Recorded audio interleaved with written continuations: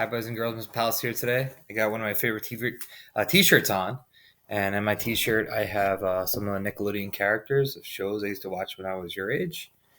Okay. Today we're gonna be going over fairy tales. So I'm wearing this shirt to show you because these are fictional characters, cartoon characters, and fairy tales is fake stories or fictional stories. But with fairy tales, the author has a moral at the end of the story, and the moral is like the message or the lesson that the author's trying to teach you. So each story in a fairy tale has a lesson, and you have to think about while I'm reading the story, what is the lesson that the author is trying to teach me? Okay, so I got this big story today: Classic Tales by the Brothers Grimm. Okay, and there's like a bunch of stories in here today. We're gonna share just one, but we'll tap into this one a lot. I got this from my local library, and really, really good stories. So we'll start off with, I don't know if you heard of this one, The Frog Prince. As you know, we love frogs here. Okay. Long ago, in a faraway land, there was a king who lived in a wealthy castle with his beloved daughters. The daughters were all beautiful, but the youngest was so lovely that even the sun was dazzled whenever it caressed her face. The castle was surrounded by a leafy garden, at the center of which there was a pond. During the hottest hours of the day, the princess sought shelter under the tree, where she often played with a golden ball.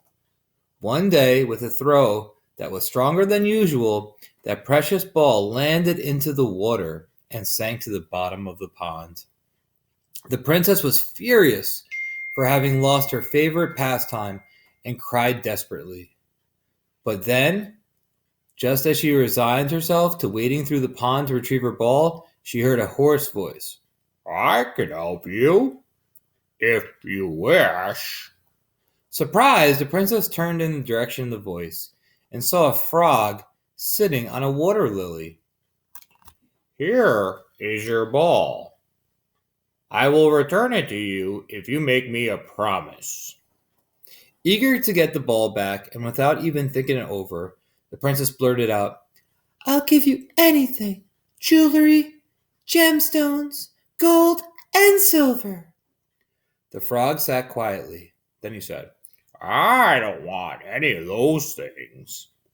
Promise me that you'll take me with you to the palace. I get very lonely here all on my own. I want to be at the palace and sit with you at the table, dance with you, play with you, and sleep in your bed. If you promise to care for me, to be my friend, and to always stay with me, I will give you your ball." The princess thought that she would never share her bed with a frog, but she promised the frog everything he asked just to get the ball back. As soon as he returned it, the princess laughed and ran back to the palace, quickly forgetting the incident. Wonder if she's going to be honest. Illustrations. Illustrations with no words can be very powerful, boys and girls. You have to understand what's happening in the picture without reading.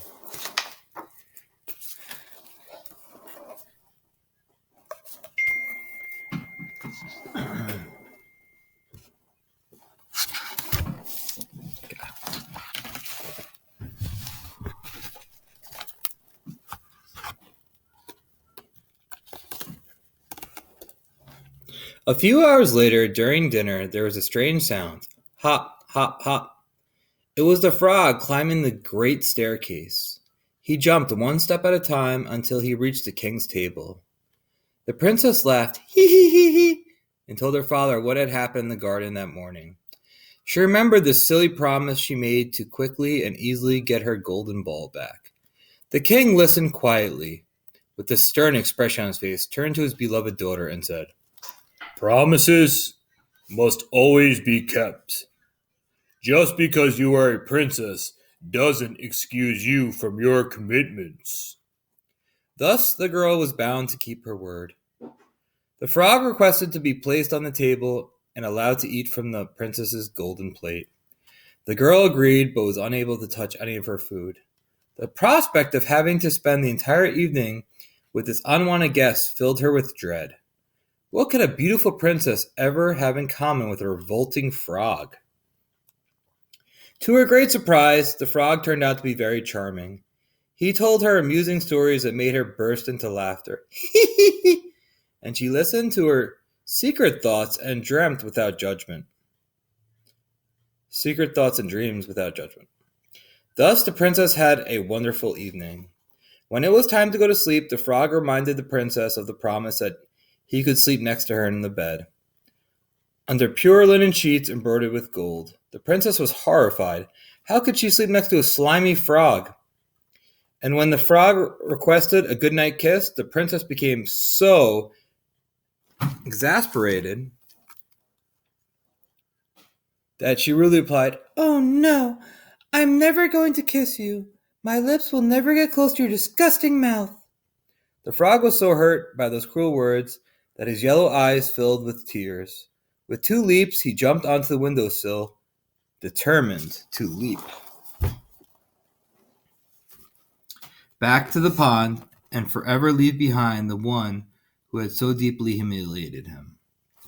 Only then did the princess realize just how cruel and superficial she had been. After all, had she not enjoyed the frog's company all evening? Had they not laughed and joked like old friends? And had she not confided in him unlike anyone before, revealing her innermost fears, insecurities, and worries? And had he not been the most understanding and sensitive of all people she had known until then? Questions to think about.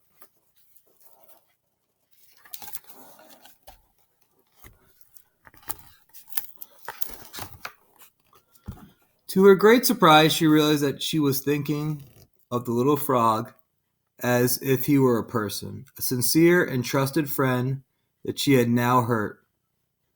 Glowing with shame, she gave a long sigh and approached the frog. "Wait," she said. "That was really rude of me. I acted foolishly without thinking. I don't understand why you would care so much about someone like me. But if you still want a kiss, do come closer." The frog turned to look at her with his calm and kind eyes, and for a moment the princess thought she could see him smiling. Gently she took him in her hands and pressed her lips against the frog's cold skin without feeling disgusted or embarrassed.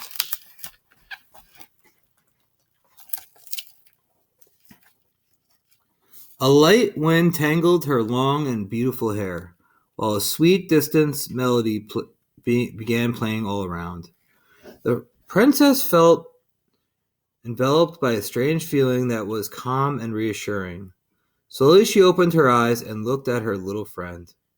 But what she saw left her without words. The frog was floating before her in a whirlwind of golden sparkling gleamings with magic light. When all this ceased, instead of the frog, there was a charming prince. The girl was bewildered, hesitant, and a little fearful, but the young man's gaze was loving and reassuring. He tenderly took her hand in his hand and began telling her his sad story. A long time ago, an evil and jealous witch had cast a spell on him, condemning him to live under the gaze of a frog until he was kissed by a girl. At last, thanks to her, the spell had been broken, and the prince was free to return home. As in all the best fairy tales, he asked the princess if she would take him as her husband, and with another kiss, she gave him the answer.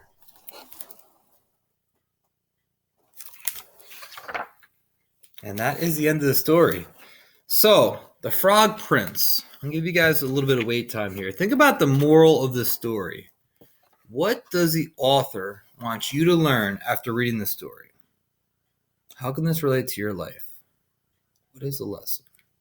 The moral of the Frog Prince. And sometimes, boys and girls, the moral is actually in the story. Okay. I'm going to read you the sentence here from the first page. Here is your ball. I will return it to you if you make me a promise. So the moral of the Frog Prince is to keep your promises. Even the king said that, she's a princess, but her word is very important. So we have to make sure to be honest with ourselves and to keep our promises. I hope you enjoyed the Frog Prince, and I have so many more fairy tales to share with you, boys and girls. See you soon.